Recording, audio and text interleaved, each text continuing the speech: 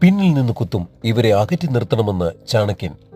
ഇവരുമായി ഒരിക്കലും സൗഹൃദം സ്ഥാപിക്കരുതെന്ന് ചാണക്യൻ ഉപദേശിക്കുന്നു. അവരാരെല്ലാമെന്ന് നോക്കാം.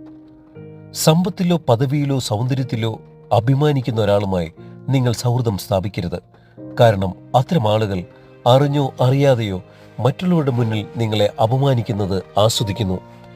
നിങ്ങളുടെ വിജയമോ സന്തോഷമോ പുരോഗതിയോ കണ്ട് ഒരിക്കലും സന്തോഷിക്കാത്തവരും അതിൽ കുറ്റം കണ്ടെത്താൻ ശ്രമിക്കുന്നവരുമായി അടുപ്പം വേണ്ട.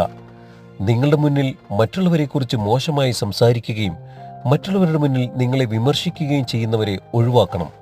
ദുഃഖമോ പ്രയാസമോ ഉണ്ടാകുമ്പോൾ നെഗറ്റീവായി സംസാരിക്കുന്ന സുഹൃത്തുക്കളെ ഇന്ന് തന്നെ ഒഴിവാക്കണം. നിങ്ങളുടെ ജോലി നശിപ്പിക്കാൻ ശ്രമിക്കുന്ന സുഹൃത്തുക്കൾ ശത്രുക്കളേക്കാൾ മോശമാണെന്നും അവരുമായി അടുപ്പം വേണ്ടെന്നും ചാണക്യൻ പറയുന്നു.